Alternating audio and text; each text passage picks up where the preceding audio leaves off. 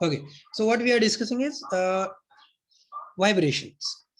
So one example, one system we have seen now, we are going to discuss now, that is fan. घरातला fan, table fan, ceiling fan, है ना, तो vibrate होतो. Very correct. आपली गाडी, two wheeler, four wheeler आपण जात असतो, त्याच्यामध्ये व्हायब्रेशन्स होतात, बरोबर. So remember, anything which is rotating, if something, some system, some mechanism is rotating, then there will be vibrations. Vibrations होतात. If somewhere friction is present, जर कुठं friction आहे, vibrations होतात. Frictions are also the reason for vibrations. Rotating motion is also reason for vibrations. Unbalanced motion is also reason for vibrations. बरोबर आहे का? एखादी rotating machine, एखादी रोटेटिंग गोष्ट आहे, ती थोडीशी अनबॅलन्स झाली की व्हायब्रेट होते. बरोबर आहे का? Is it correct? है ना? रोटेटिंग गोष्ट जर अनबॅलन्स झाली की व्हायब्रेशन्स होतात. यस, आपल्या फोर व्हीलरच्या चाकांना आपण व्हील अलाइनमेंट बॅलन्सिंग करून आणतो, है ना. फोर व्हीलरला आपण बॅलन्सिंग करून आणतो ठराविक रनिंग झाल्यानंतर. So what we do in balancing, we balance the weight, है ना, at all positions of the wheel, because if wheel will remain unbalanced, there will be more vibrations जास्त होतील. That is why balancing is done. मग आपण आता कुठलं बघितलं? Friction, rotating motion, त्याच्यानंतर अनबॅलन्स्ड फोर्सेस. आता पुढचं रिझन आहे ते लूजनेस ऑफ द पार्ट्स. एखाद्या सिस्टीमचे, एखाद्या मशीनचे पार्ट्स थोडेसे लूज असतील, स्क्रू थोडेसे लूज असतील, क्लिअर, तर काय होतं? व्हायब्रेशन्स होतात. So this is also the reason for vibrations. मी स्क्रीन करतो share. Wait, so we are discussing, that is why I have not shared the screen yet. So I will share the screen, not to worry. Okay, so हे आहेत काही अजून थोडेसे reasons आपण बघितले की व्हायब्रेशन्सचे, याच्यामुळे व्हायब्रेशन्स होतात. क्लिअर. पहिल्यांदा बघितलं की व्हायब्रेशन्स कशा कुठल्या सिस्टम्स आहेत ते बघितले. आता बघितलं व्हायब्रेशन्स का होतात, त्याची थोडीशी कारणं बघितली, 2-3 कारणं बघितली आपण.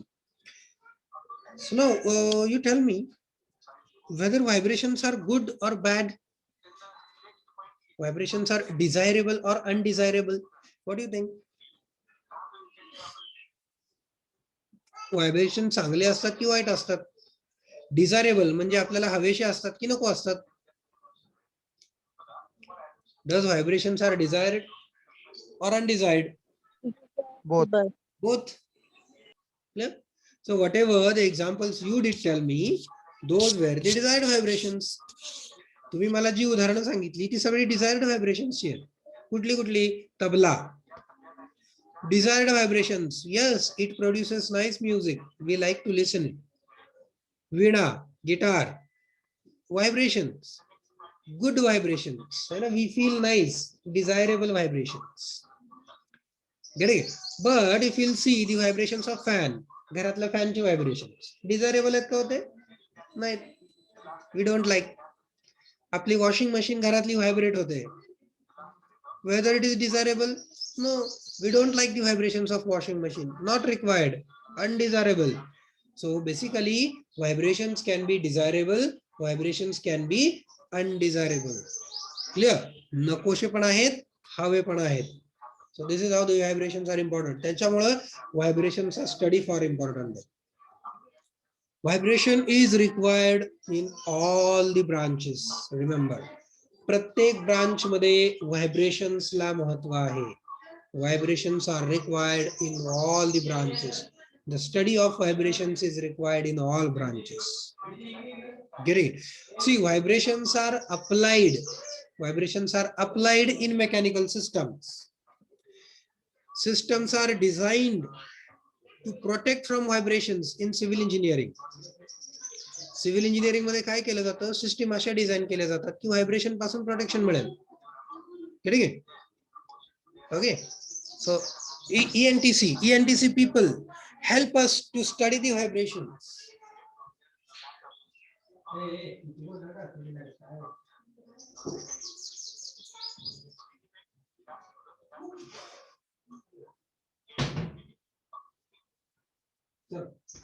ENTC people help us to, आपल्याला हेल्प करतात कशामध्ये? ENTC people help us to measure the vibrations measure करायला ENTC वाले मदत. So they design the systems to measure the vibrations. Computer people, what they do? They help us to analyze the vibrations, to take results of the vibrations. Get it? This is how vibration involves all branches. It involves all, everywhere. Getting it? So that is how the vibrations are important from this perspective. So see, applied mechanics is such a subject which is most probably required for mechanical and civil people. You have many further subjects which depend on applied mechanics. Correct? That is why a pure mechanical subject like vibrations is added in your this applied mechanics subject, which we are going to study today. Clear? So we have seen causes of vibration. Some causes we have seen. थोडेसे causes आपण बघितले vibrations चे. Okay. So now I will show you one video in respect of vibration. Vibrationचा एक छोटासा video दाखवतो कसे असतात काय असतात, and then we will discuss the further part.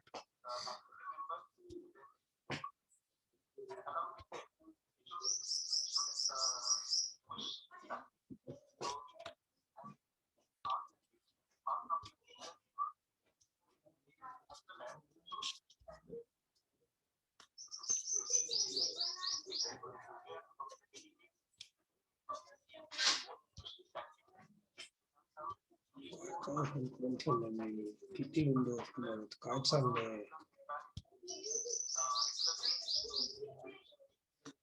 What is this? We record this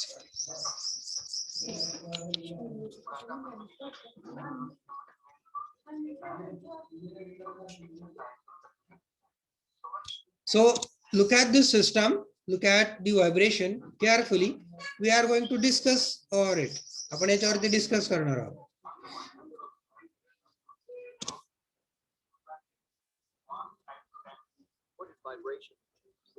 So what is vibration? Definition of vibration.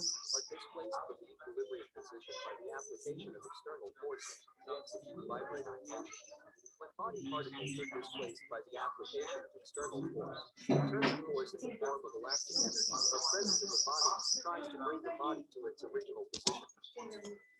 What this system is? काय आहे ती सिस्टम काय आहे?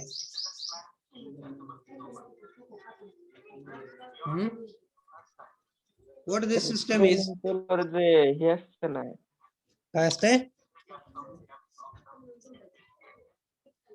सांगा की. हॅलो. बोला बोला. हॅलो. हॅलो बोला. तर स्विमिंग पूल वर जे उडी टाकण्यासाठी असतं ना. बर स्विमिंग पूल वर उडी टाकायसाठी असं ते असतं. बर ठीक आहे. Good imagination. Anyone else?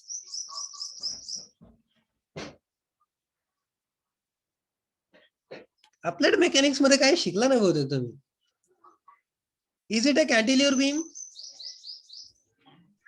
Yes, sir. Then why no one told me? It's cantilever beam. Sir, it is cantilever beam. Simple, no? We are studying applied mechanics. So you should answer in that context. Clear? So it is a cantilever beam. It is fixed at one end and it is suspended at another end. So what is done here? What we did with this cantilever beam? काय केलं आपण?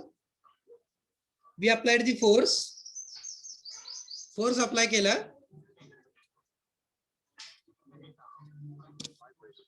काय करतोय बघा आपण? We apply the force, then we release the force. आपण force release करतो. We apply the force and then we release the force. आपण फोर्स अप्लाय केला त्याच्यानंतर रिलीज केला. द सेम एक्झाम्पल जे आता आपल्याला सांगितलं कोणीतरी की स्विमिंग पूल वरती सर ते जम्प करायला वापरतात ते सेम है ना. आपण फोर्स अप्लाय करतो ते खाली जातं, त्याच्यानंतर आपण जम्प केल्यानंतर थोडक्यात काय झालं, त्याच्यावरचा फोर्स आपण रिलीज केला है ना. आपण तिथून निघून गेलो याचा अर्थ त्याच्यावरचा फोर्स आपण रिलीज केला.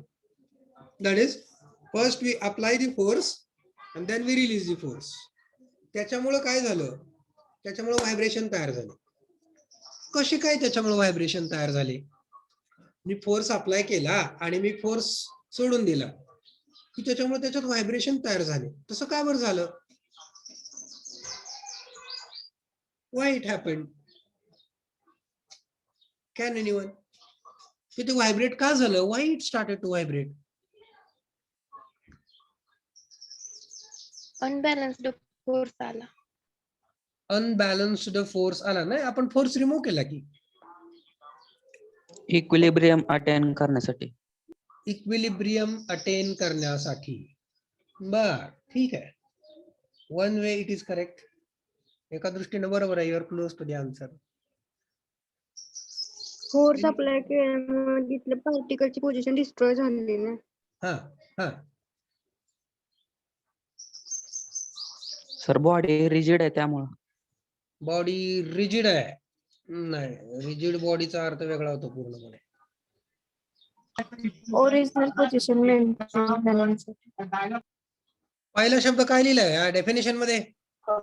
ते इलास्टिक बॉडी, मग ते डिफॉर्मिंग फोर्स बॉडी. काढला की बॉडी इलास्टिक आहे. ही बॉडी कशी आहे? इलास्टिक आहे. What is elasticity? इलास्टिसिटी हा शब्द ऐकलाय का?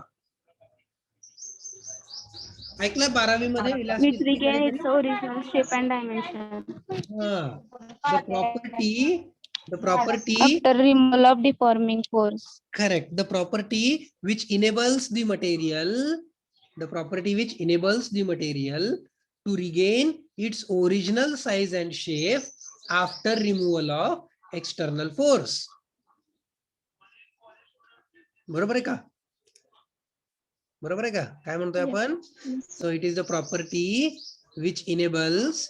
ही एक प्रॉपर्टी आहे जी मटेरियलला इनेबल करते. कशासाठी इनेबल करते?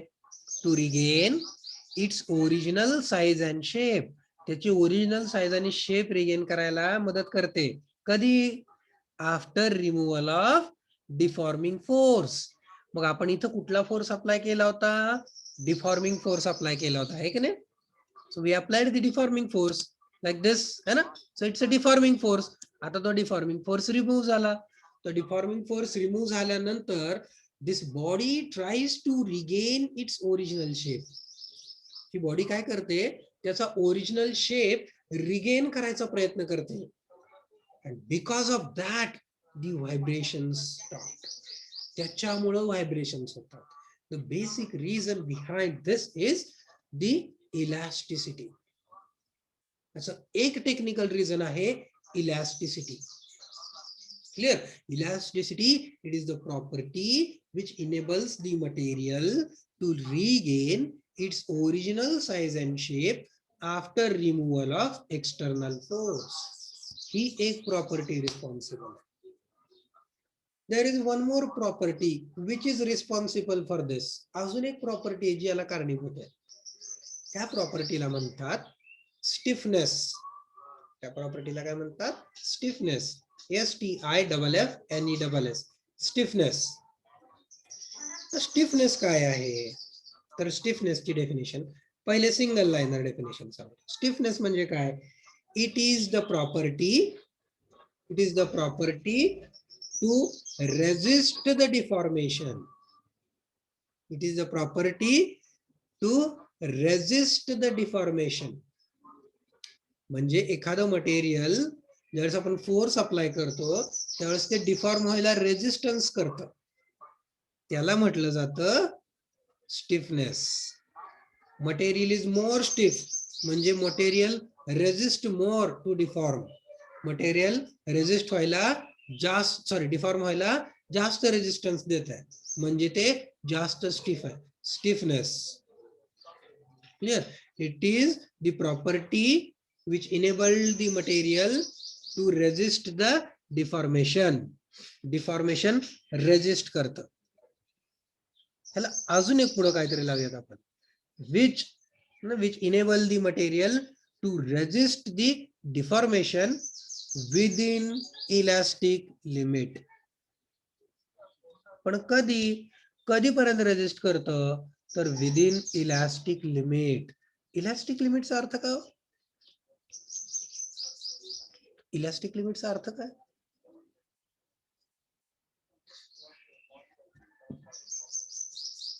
इलास्टिक म्हणजे काय आपण आता डिस्कस केलं, बरोबर? Regaining it's original size and shape. Limit म्हणजे काय? ज्याच्या पुढे बॉडी ब्रेक होती. बरोबर है ना. After which body becomes plastic. So elastic limit is the maximum stress, the maximum force, the maximum force the body can withstand. The body can withstand without getting permanently deformed.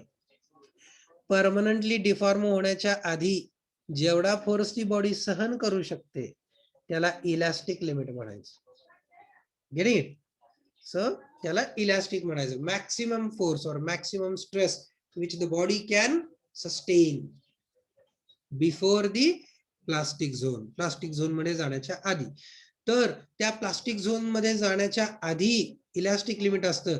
त्याच्या आधीपर्यंत जी resist केलं जातं डिफॉर्मेशनला त्याला stiffness म्हटलं जातं. That is called as the stiffness. I will tell its significance, then you will understand it more. Okay, so I will show you. Just.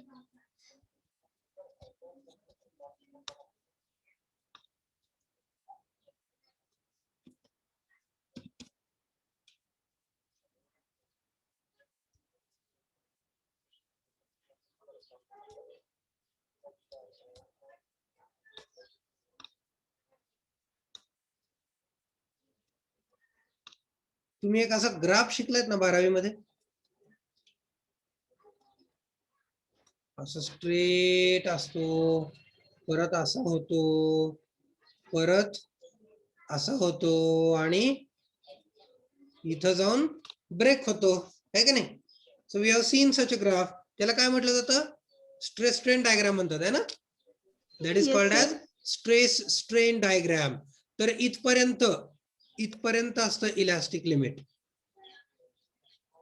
या point पर्यंत असतं इलास्टिक लिमिट. ठीक आहे. इथं असतो स्ट्रेस आणि इथं असतो स्ट्रेन, है ना? स्ट्रेस आणि स्ट्रेन. आणि ही जी हा जो ग्राफ इथपर्यंत येतो का नाही, याला म्हटलं जातं elastic limit. Okay, so this is how we define. Clear? मग याचं युनिट काय किंवा याचा फॉर्म्युला काय स्टिफनेसचा? So stiffness K is equal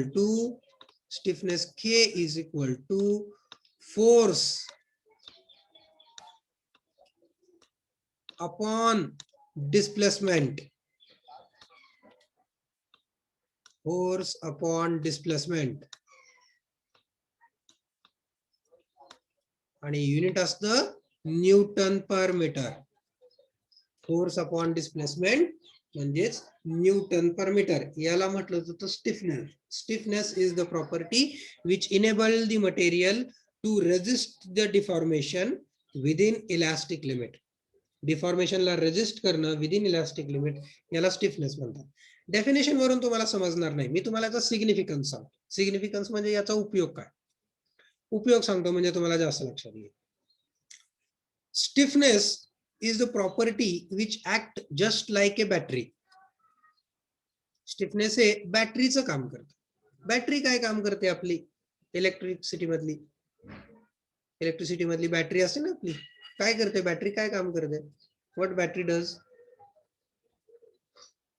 energy store करते. बॅटरी स्टोअर्स दी एनर्जी, है ना? आपण काय करतो? इलेक्ट्रिक एनर्जी बॅटरीमध्ये स्टोअर करतो आणि ज्यावेळेस रिक्वायर्ड आहे त्यावेळेस त्याच्यातून एक्स्ट्रॅक्ट करून घेतो. मग स्टिफनेस ही पण तशीच प्रॉपर्टी आहे. स्टिफनेस प्रॉपर्टी मध्ये काय होतं? आपण जो एक्सटर्नल फोर्स अप्लाय करतो ना बॉडीवरती, so whatever the external force we apply over the body, that force is stored in the material. तो फोर्स त्या मटेरियल मध्ये स्टोअर होतो. The force is stored in the material and when we remove the external force, then the stored force is released, the stored energy is released. म्हणजे या इथं diagram मध्ये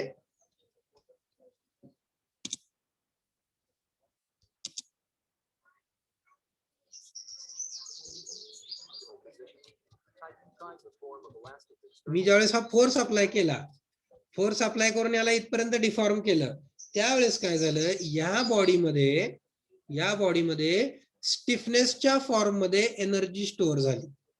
स्टिफनेसच्या form मध्ये एनर्जी स्टोअर झाली आणि मी हा एक्सटर्नल फोर्स रिलीज केला की ती एनर्जी रिलीज झाली. Energy store and then release. Clear? Energy store करणं आणि रिलीज करणं, this property is called as a stiffness. या प्रॉपर्टीला स्टिफनेस म्हणतात. This is the significance of stiffness.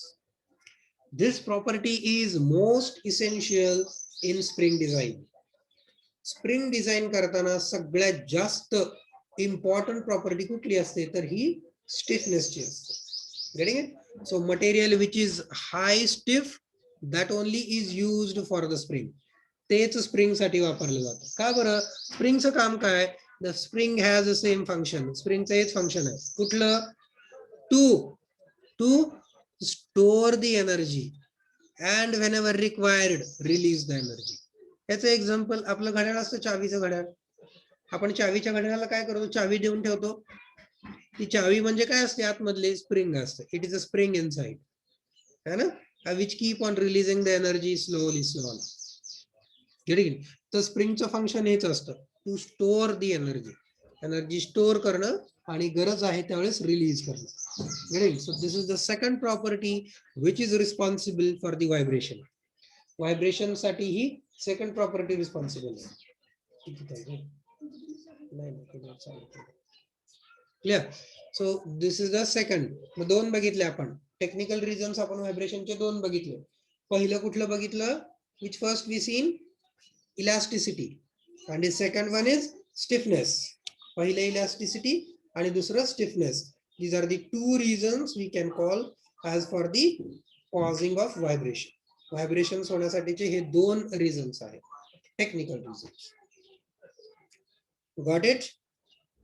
Clear? Vibration होतात म्हणजे काय होतं? पार्टिकल मीन पोझिशन पासून मूव्ह होतात, अप डाऊन. मीन पोझिशन पासून पार्टिकल्सची अप डाऊन मुवमेंट होणे म्हणजे vibration. Okay, now let us will see some basic terminologies which are involved in the vibrations. काही बेसिक टर्मिनॉलॉजीज बघूयात व्हायब्रेशन्सच्या. For example the first term you can call like cycle. किंवा सायकलच्या आधी बघूयात time period, cycle, amplitude, है ना, या टर्म्स आहेत की नाही. तर आपण काय करूयात, आधी व्हायब्रेशनचा टाइप बघूयात आणि मग त्या टाइप मध्ये मी तुम्हाला ह्या प्रॉपर्टीज एक्सप्लेन करतो. So in those types I will explain you the properties. Okay, और basic टर्मिनॉलॉजीज. So let us will look the further part of video.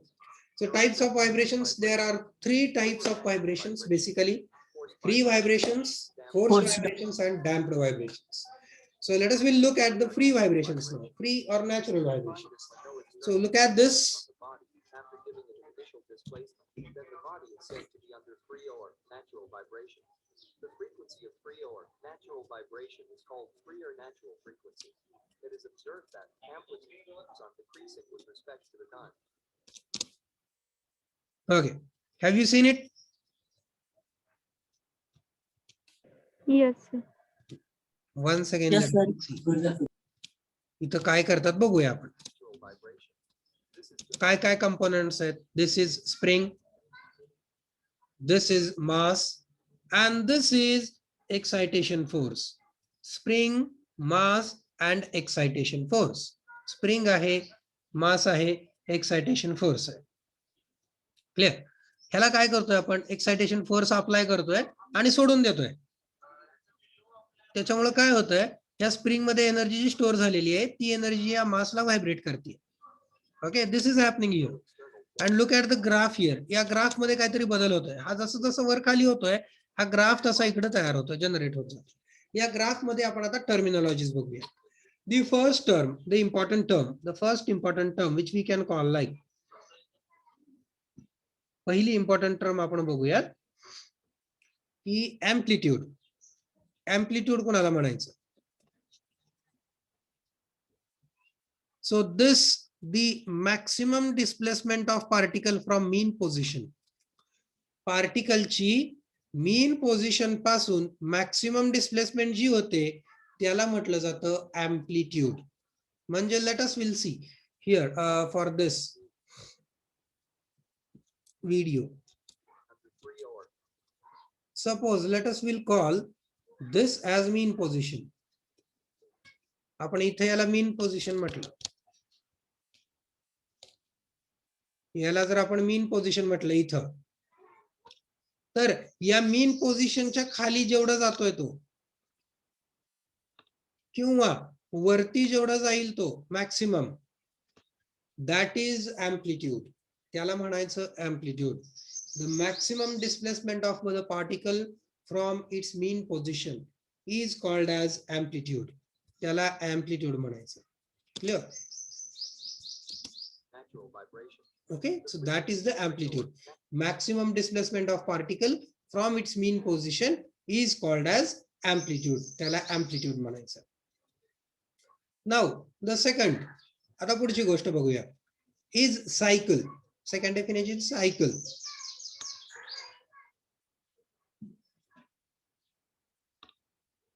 This one is one cycle. ही एक one cycle आहे. कुठून? इथून सुरू झाली, up max 0, lower max, then 0. Clear? This is one cycle. So how can you define the cycle? Thermodynamics मधली नाही, तर आपल्याला याच्यातली सायकल बघायची आहे ना. The pattern of motion which repeats after some interval of time is called as cycle. मोशनचा एक pattern जो ठराविक काळानंतर रिपीट होतो. मोशनचा एक पॅटर्न जो ठराविक काळानंतर रिपीट होतो, that is called as a cycle. Cycle is a pattern which repeats after equal interval or after some interval of time is called as cycle. So this is one cycle. Then this one is another cycle. This one is third cycle. Clear? He third cycle. So these are the cycles. So number of cycles. The number of cycles झाला ना, 1, 2, 3, 4. And this is fourth cycle. Then this one is a fifth cycle. ह्या सगळ्या cycles झाल्या. These are the cycles. Now next is frequency. Frequency काय असेल? Frequency is number of such cycles completed in one cycle. In 1 second. Number of cycles completed in 1 second. 1, 2, 3, 4, 5. Suppose 5 झाल्या. एका सेकंदात suppose 5 cycle झाल्या. तर याची frequency काय होणार? 5 hertz. Getting? So number of cycles completed in 1 second. Number of cycles completed in 1 second is called as frequency. Frequency is number of cycles completed per second. Clear? त्याला म्हणायचं frequency. That is termed as frequency. Amplitude म्हणजे काय बघितलं, cycle म्हणजे काय बघितलं, frequency म्हणजे काय बघितलं. Now it's turn of time period. So time period. Can anyone tell me the definition of time period? Time taken for 1 second. Very correct. So time taken by system to complete one cycle is called as time period. है ना? So time taken to complete one cycle, that is time period, or it is the reciprocal of frequency. किंवा तो काय असतो? फ्रिक्वेन्सीचा reciprocal असतो. 1 frequency. That is the time period. Clear? These are the basic terminologies of the vibration. ह्या vibrations मधल्या basic terminologies बघितल्या आपण. कुठल्या बघितल्या? Amplitude, cycle, frequency. त्याच्यानंतर काय बघितलं? Time period. Okay? So these are the basic terminologies of vibrations. Now we will continue with the types of vibrations. As now, just I said, there are 3 types of vibrations. The first one is free vibrations. Okay, पहिला type आहे free vibrations. We'll see once again the free vibrations.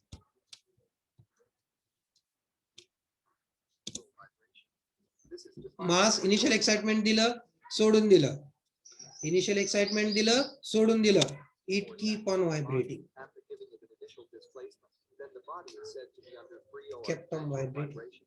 The frequency of free So or this is the natural free vibration, natural vibration. हळूहळू काय होत चाललंय? Amplitude छोटं होत चाललंय, है ना? time. Can you see? amplitude cycle दोन्ही छोटे होत When चालले. a body vibrates under Now next second. external force, the body is said to be undergoing force vibration. The external force is applied to the body as a periodic disturbing force created by unbalance. This has the same frequency as the applied force. हा, Here it is ह्याच्यात आणि natural मध्ये काय, ह्याच्यात आणि natural किंवा free मध्ये काय फरक होता? Amplitude is same. फोर्स सेमच आहे सगळीकडे. नाही सर हा. ह्याला फोर्स लावलाय त्याला फोर्स नव्हतं. हा, ठीक आहे, दोन्ही बरोबर आहे. पहिला सांगितलं त्यांनी की ही जी सायकल आहे, सायकलची साईज सेम आहे, एम्प्लिट्यूड कॉन्स्टंट आहे थ्रू आउट, बरोबर. सायकलची साईज सेम आहे, एम्प्लिट्यूड कॉन्स्टंट आहे, हे पण बरोबर आहे. आणि दुसरं जे तुम्ही सांगितलं की याला फोर्स आहे, पण याला फोर्स कसा आहे ते सांगा बरं जरा. बघा अजून एकदा. external force is applied to the body as a periodic Look at the force carefully. by unbalance. This has the same frequency as the applied force. Here it is observed that the amplitude remains constant with respect to the कसा force आहे? Continuous force apply केलाय का? No sir. नाही. Only हा, downward direction. फक्त मासला खाली ओढताना force apply केला. यालाच काय म्हटलं जातं? Periodic disturbing force. Periodic disturbing force म्हणजे ठराविक काळानंतर डिस्टर्बिंग फोर्स येतो. ठराविक काळानंतर डिस्टर्बिंग फोर्स, ठराविक काळानंतर disturbing force. Getting it? So periodic disturbing force. Forced vibration मध्ये काय असतो? Periodic disturbing force. Disturbing force आहे तो पिरियॉडिक आहे, कंटिन्युअस नसतो कधीही, लक्षात घ्या. व्हायब्रेशन मध्ये कंटिन्युअस फोर्स नसतो, पिरियॉडिक डिस्टर्बिंग फोर्स असतो. So this is the forced vibration. So in this forced vibration, the amplitude remains constant. Amplitude constant hai, cycle size remains constant, and the frequency is equal to the excitation force frequency. Vibration frequency is same as that of exciting force frequency. Forced व्हायब्रेशनला काय लक्षात ठेवायचं तुम्हाला? The frequency of vibration is same as that of the exciting frequency. Exciting फोर्सची जेवढी frequency आहे तेवढी frequency तुमच्या व्हायब्रेशनची असते. क्लिअर? फोर्स्ड मध्ये 3-4 टर्म आपण आता बघितल्या. पहिलं म्हणजे काय? Periodic disturbing force, constant amplitude, constant cycle, आणि तिसरं काय म्हटलं आपण? चौथं काय म्हटलं आपण? The frequency of vibration is equal to the exciting force frequency. Clear? पुढचा टाइप बघूया. vibration. When there is a reduction in amplitude over every cycle of vibration, the motion is said to be damped vibration. It is observed that the amplitude reduces abruptly with respect to the time. काय झालं ह्याच्यात? काय फरक आहे आता? Change in frequency. Force दिलाय त्याला फक्त हा, एकदा फोर्स दिलाय त्याला. त्याला एक फोर्स दिलाय. बर, फोर्स लावलाय का तो? फोर्स आहे का तो? एनीवन सांगा, काय काय फरक आहे? Frequency change झाली. फ्रिक्वेन्सी चेंज झाली. Amplitude. एम्प्लिट्यूड कमी झालं, एका झटक्यात कमी झालं है ना. Yes. ही नवीन सिस्टम ऍड केली काहीतरी इथं, है ना. So one new system is added here.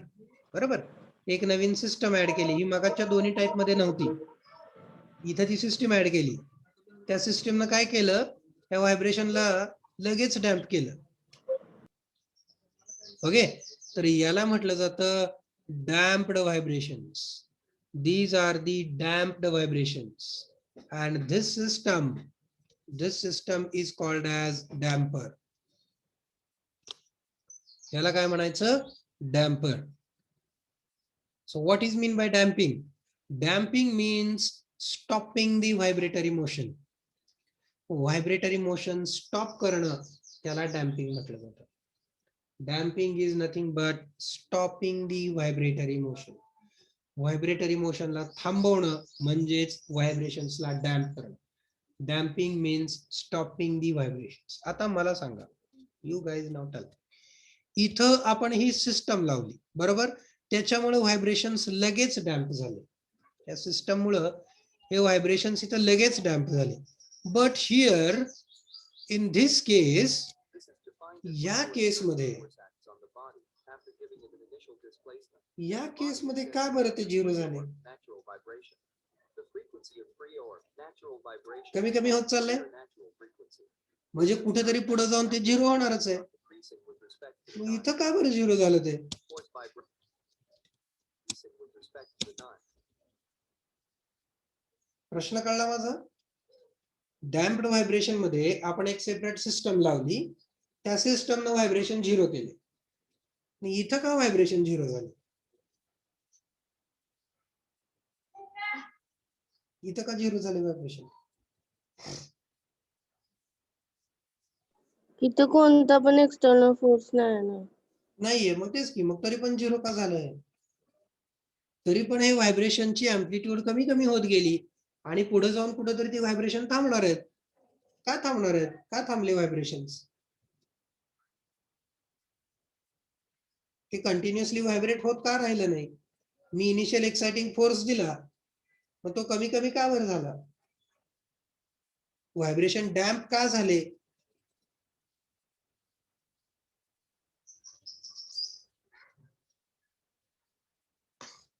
प्रश्न समजला ना? एकदम सोपा प्रश्न आहे की ह्या सिस्टीमचे व्हायब्रेशन का थांबतात?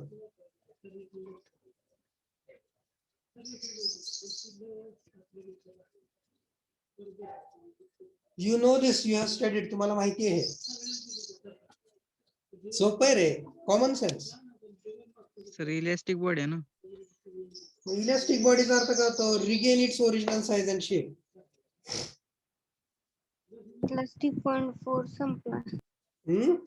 फोर्स संपला. तो संपला कसा काय संपला? कुठे गेला तो फोर्स? आपण दिला होता ना याला, याला काहीतरी आपण एनर्जी दिली होती, ती एनर्जी संपली. कुठं संपली? कशामुळे संपली?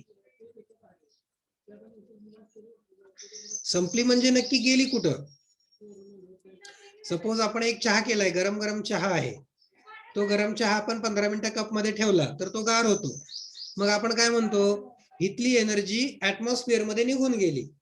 कशामुळे निघून गेली? टेम्परेचर डिफरन्स होता, त्याच्यामुळे चहा मधली हीट एनर्जी ऍटमॉस्फिअर मध्ये निघून गेली. Very good, very correct.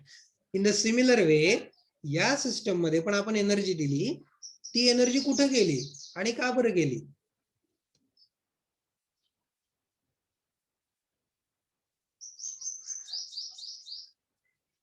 Vibration झाले त्यामुळे.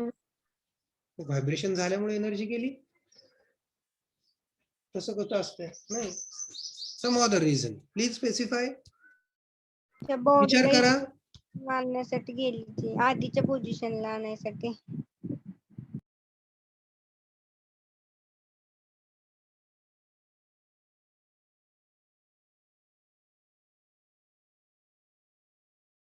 हा, काय म्हणत होता?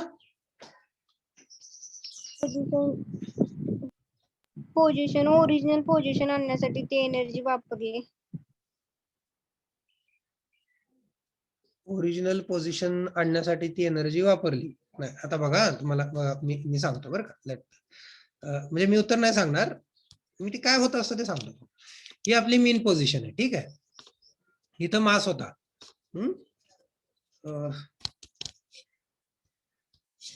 इथं हे मास होतं.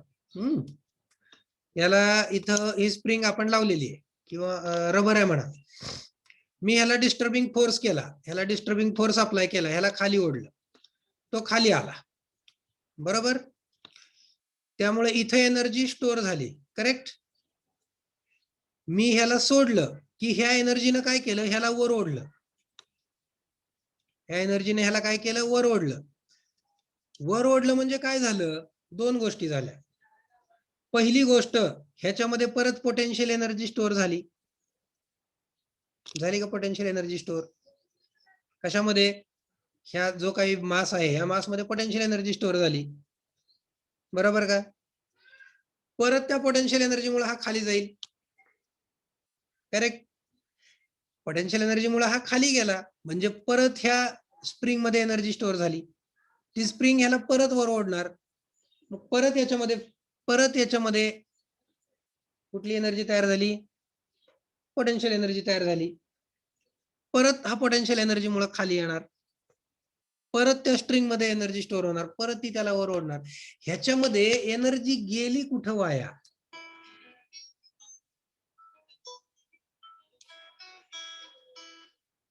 ह्याच्यामध्ये एनर्जी वाया कुठे गेली, एनर्जी डिसिपेट कुठे झाली ह्याच्यामध्ये, मला ते सांगा. एनर्जी कन्व्हर्जन करायलाच एनर्जी लागली. असं असतंय का, चुकीच आहे. सर डॅप्ड फ्रिक्वेन्सी असते ना, त्याच्यामध्ये एनर्जी फ्रिक्शन मुळे डिसिपेट होते ना.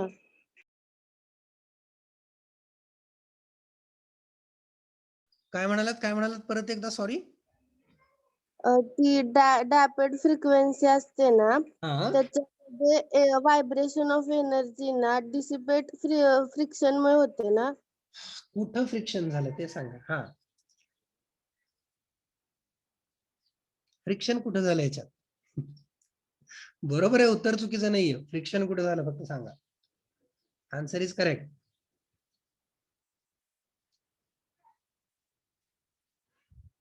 बघा आता तुम्ही शिकलाय, मी कसं सांगतो बरं का. मी पहिल्यांदा म्हटलं ना, यू हॅव स्टडीड इट, तुम्हाला हे झालेलं आहे. The first reason behind this damping और behind consumption of this energy is gravitational retardation. हा शब्द आपल्या मेकॅनिक्स मध्ये ऐकलाय का? Yes sir. मग इथं ग्रॅव्हिटेशनल रिटार्डेशन आहे का? आहे. ज्यावेळेस ह्या मासला मी वरती ओढतोय, त्यावेळेस मला काय करावं लागतंय, ग्रॅव्हिटेशनल फोर्सच्या अगेन्स्ट काम करावं लागतंय. Getting it? बरोबर, कळलं का? तिथं थोडस रिटार्डेशन होतं, थोडं, जास्त होत नाही. The first reason is gravitational retardation. Gravity ह्या बॉलला खालीच धरून ठेवायचा प्रयत्न करते. Gravity tries to keep this weight down only. This is the gravitational retardation, the first reason. तुम्ही त्या ह्या मोशन मध्ये बघितलं असेल, कुठली मोशन हो तुमची, प्रोजेक्टाइल मोशन, त्याच्यामध्ये आहे ग्रॅव्हिटेशनल रिटार्डेशन, आहे ना. The concept of gravitational retardation is there in that. The first reason. Second reason you said like friction. Yes, friction आहे. कुठं फ्रिक्शन आहे? The first thing is याचं ऍटमॉस्फेरिक मधल्या एअर सोबत फ्रिक्शन होऊ शकतं. Yes, atmospheric air that offers resistance, त्याच्यासोबत friction होऊ शकतं. ते एक रिटार्डेशनचं कारण आहे. दोन, first one was gravitational retardation, second one is a friction with atmospheric air and all, and third one is, तिसरं आहे इंट्रिन्सिक फ्रिक्शन. त्यालाच म्हटलं जातं intrinsic damping. Remember the term intrinsic damping. हे काय आहे तर बघा, every material, every body is composed of crystals, is composed of molecules. ते मॉलिक्युल्स पासून बनलेली आहे प्रत्येक बॉडी, क्रिस्टल्स पासून बनलेली आहे प्रत्येक body. Getting? So when we apply the disturbing force, है ना, इथं काय होतंय, हे मटेरियल कंटिन्युअसली मुवमेंट मध्ये है ना, up down. So this material is in continuously stretching unstretching form. हे कंटिन्युअसली स्ट्रेच आणि अनस्ट्रेच होत आहे, त्याच्यामुळं आतमधल्या क्रिस्टल्स मध्ये फ्रिक्शन होतं. आतमधील क्रिस्टल्स मध्ये फ्रिक्शन होतं, ते पण कारणीभूत आहे हे व्हायब्रेशन्स डॅम्प होण्यासाठी. These are the 3-4 reasons. The first one, gravitational retardation. Second one, you can call like friction with atmospheric air, friction with air and all. And third one is intrinsic damping. These are the reason behind decreasing these vibrations. हे vibrations decrease होण्यासाठी ते कारण आहे. But see, many a times this is not sufficient. एवढा वेळ आपण देऊ शकत नाही, एवढा वेळ व्हायब्रेशन डॅम्प व्हायला आपण देऊ शकत नाही. आपल्याला लवकर व्हायब्रेशन थांबवायचे असतात. त्यावेळेस आपण काय करतो, त्यावेळेस आपण काय ऍड करतो, तर त्यावेळेस आपण फ्रिक्शन ऍड करतो. We add the friction. Clear. आपण काय कारण बघितली? 3 कारण बघितली ना आता. कुठली 3 कारण बघितली? पहिलं ऍटमॉस्फेरिक एअर रेझिस्टन्स, तो आपण वाढवू शकत नाही. ग्रॅव्हिटेशनल रिटार्डेशन, त्याच्यामध्ये आपण काही फेरफार करू शकत नाही. वी आर नॉट गॉड, आपण देव नाही आहोत की ग्रॅव्हिटेशनल फोर्सवर काम करायला. मग काय करू शकतो आपण? तर आपण काम करू शकतो एक्सटर्नल रेझिस्टन्सवर. We can work on external resistance. म्हणून मग आपण इथं हा एक्सटर्नल रेझिस्टन्स ऍड करतो. हा एक्सटर्नल रेझिस्टन्स काय करतो? ह्या व्हायब्रेशन्सला लवकरात लवकर डॅम्प करतो. Damp the vibration on very very early stage. इथं एनर्जी डिसिपेट केली जाते. हे काय आहे तुम्हाला सांगू का? याचं एक प्रॅक्टिकल तुमच्या समोरचं एक्झाम्पल जर सांगायचं झालं तर तुमच्या 2 व्हीलरला शॉक ऍब्झॉर्बर असतो का? पुढच्या बाजूला व्यवस्थित दिसतो तो आपल्याला, असतात का? आपल्या 2 व्हीलरवर. गिअर्ड बाईकला तर अगदी व्यवस्थित दिसतो समोर. क्लिअर. गिअर्ड बाईकला पुढं शॉक ऍब्झॉर्बर दिसतात 2. आपण शॉक ऑब्झर्वर म्हणतो त्याला, है ना? That is actually a shock absorber. तर हे शॉक ऍब्झॉर्बर आहे, हे दाखवलेलं. शॉक ऍब्झॉर्बर मध्ये 2 गोष्टी असतात. The first one is a spring, the second one is a damper. This is called as damper. These are 2 present in every shock absorbing system. प्रत्येक गाडीच्या सस्पेन्शन सिस्टीम मध्ये या 2 गोष्टी असतात, spring and damper. Spring damper system. Clear.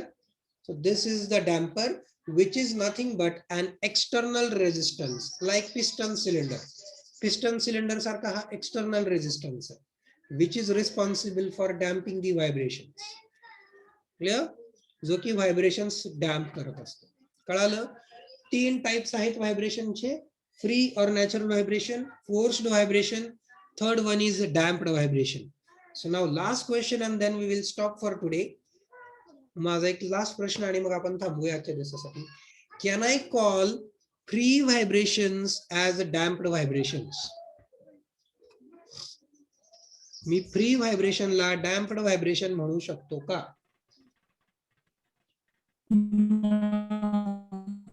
Yes or no? Can I call free vibrations as damped vibrations? Can we call? Yes, no? No, sir. No? It's wrong. We can call free vibrations also as a damped vibrations. Damped vibrations चा अर्थ काय? की जे vibration थांबू शकतात, है ना? Damped vibrations means the vibrations which stop or which we can stop. So yes, free vibrations also stop after some certain time. ठराविक वेळेनंतर free vibrations stop होतात. That is why we can call free vibrations as a damped vibrations. Okay? ठीक है. So we will stop here for today. We'll see remaining part in next lecture. ठीक है? So thank you. Any question? Any question? Anything? No, sir. ठीक है. We'll stop here now.